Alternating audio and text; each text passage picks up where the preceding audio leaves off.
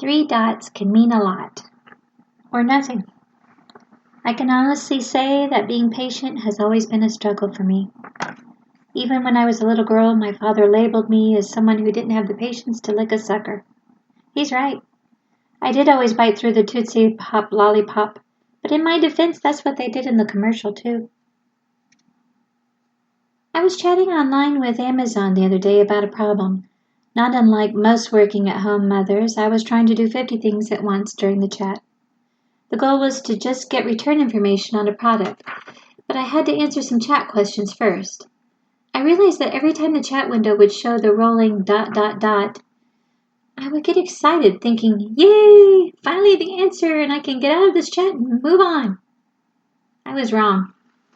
The ... would come on, and then nothing. No comment from the other party. A little later, another flashing ... would show, and again I would get excited thinking, yay, here comes another answer. This will be what I've been waiting for them to say. Again, no. Those dots would just disappear. I remembered at times when I have messaged back and forth with friends on Facebook Messenger, I had also seen those three dots alerting me that they were typing a message, and then it would go away until later. Aha! That means that they erased or backspaced what they were originally going to type. I think I have done that to others too. I've typed a message and then before pressing enter or send, I've backspaced to delete, and it probably looked like I was a tease on the other end as well. I call this situation unsure messaging. You think you know what you're going to say, but you change your mind. Or vice versa. You think you know the other person is sending you a message, but then nothing comes right away. What weird times we're living in.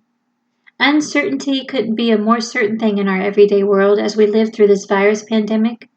We get bits of information. Some of it may be true, some may not. We deal with fear, paranoia, and yet try to do the safe and self-protective acts as responsible people. Do I wear a mask? Does it actually help? Do I work from home or open the office? Do I get takeout from a restaurant or do I cook dinner for the 50th time this week? Do I open this mail order package or let it sit or saturate it with Lysol? Have I already had COVID-19 or could I still get it? Who knows? It's like living in a constant ... other party is typing mode like you do in online chats. We would like to see answers, but are we going to get them? And if we do, when? Gotta go back to our faith on this one, my friends. You gotta have faith. I frankly don't know how people can live without it. As a Christian, there have been many times in my life when I needed an answer from God, and I felt like I only got the ... God is still typing in return. I would wait for the answer, then the still typing message would disappear and nothing would show for direction. Metaphorically, of course.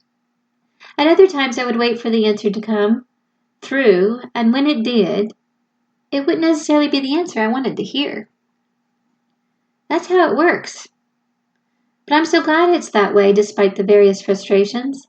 God knows better than I, and I can count on His love and guidance even when He doesn't seem to be answering, and even when I didn't really care for His recommendations. In our times of constant change, spastic uncertainty, and chaotic confusion, God's love is the one thing that does not change, nor is His unconditional love uncertain. He gave us His promise in His word.